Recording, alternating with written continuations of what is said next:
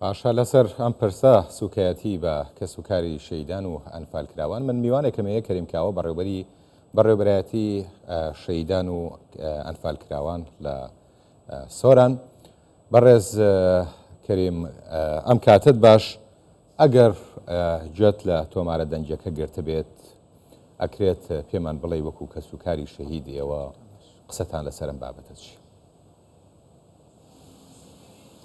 ئەم کاتتان باش بە دڵنیایی دوای بڵاوبوونەوەی ئەم تۆمارە دەنجیە هاوشێوەی ئەو بەڕێزانەی کە لە راپۆرتەکەدا قسەیان کرد بەڕاستی جێگای سەرسوڕمان و شۆکبوون بوو بۆ ئێمە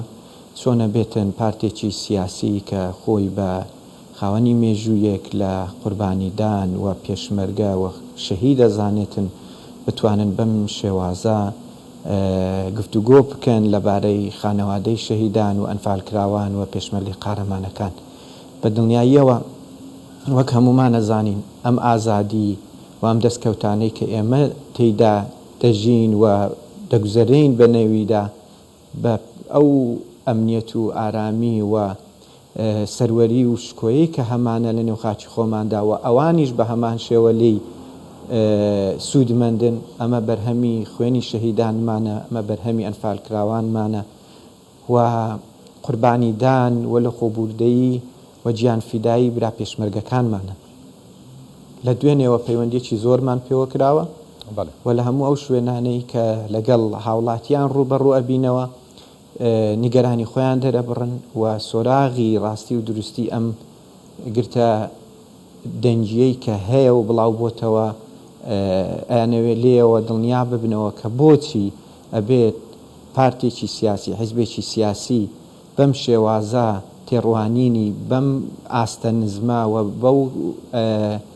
شێوە بێڕێزیە قسە بکرێتن لەسەر ماڵباتی شەهیدان و ئەنفال و پێشمەرگە چونکە ئێمەش هاوڕاین لەگەڵ هاوڵاتیانمان ئەمەی کە هەیە وەک باسم کرد بەرهەمی خوێنی شەهیدانمانە بەرهەمی گیان و ڕۆحی ئەنفالکراوانمانە و قارەمانیەتی برا پێشمەرگەکانە کە تێیدا بە ئازادی ئەسوڕینەوە پێمان وایە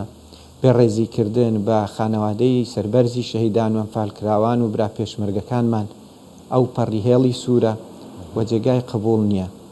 ئێمە هیوادارین ڕوونکردنەوەیەکی پێویست بدرێت لەم بابەتەوە لەلایەن ئەوانەوە و بتوانن کە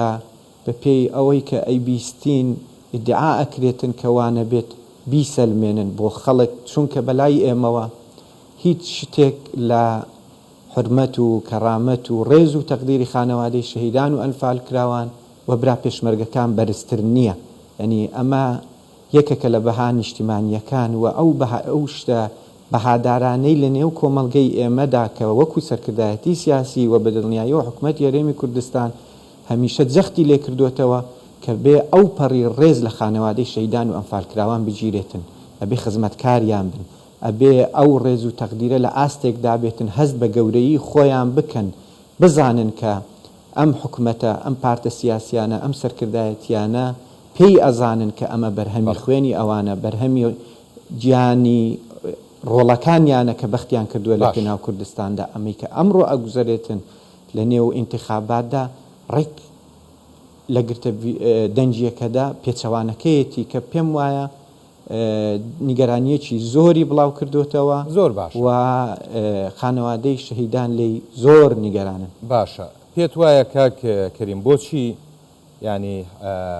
بارودۆخ بگاتە ئەوەی کە سوکایەتی بە کە سوکاری شەهیدان بکرێت لە بارودۆخێکی ئاواکە بەرەو هەڵبژار بە دڵنیاییەوە لە کاتی هەڵمەتی هەڵبژاردن و بانگەشەدا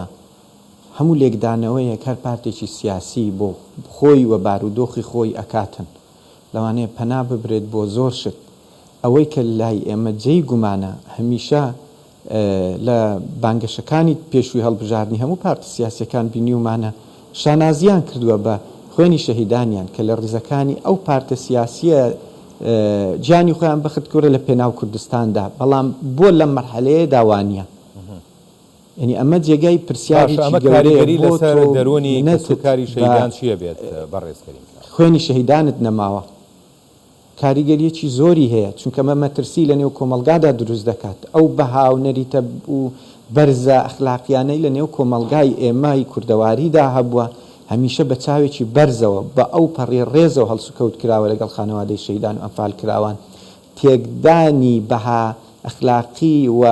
ئەدەبیەکانی نێو کۆمەلگا گەورەترین زیانە بە کۆمەلگا دەکاتن هەر شتێکی ئەخلاقی و بەهاداری نێو کۆمەلگا کە نەک تێک بدرێت تەنها بڕوشێندرێتن چەندەها ساڵی ئەوێتن بۆەوەی کە تۆ دروستی بکەیەوە پێم وانییە کەس بەم هەڵوێستانە ڕازی بێتن و نیگەرانی خۆمان دەبڕین لە بەرامبەر ئەم بێڕێزیەی کە بە کەسوکاری شەهیدان و ئەنفال کراوان دەکرێتن و برا پێشمەرگەکان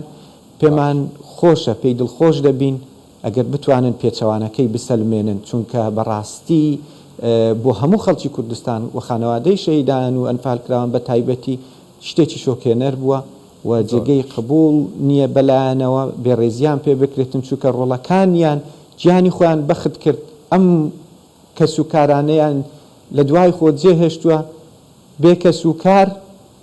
بە ئومێدی ئەوەی کە ئەم دەسەڵات و پارتە سیاسیانە و ئەوانەی کە خۆیان بەسەر کردە ئەزانن لیان ببن بەخاوەن نەوەک بەم شێوازە وەسف بکرێن و پشتیان تێ بکرێت و بێم نەدبن لێ کەریم کاوە بەڕێوەبەری بەڕێوەبەرایەتی شەهیدان و ئەنفال کراوان لە سۆران سپاس بۆ بەڕێستە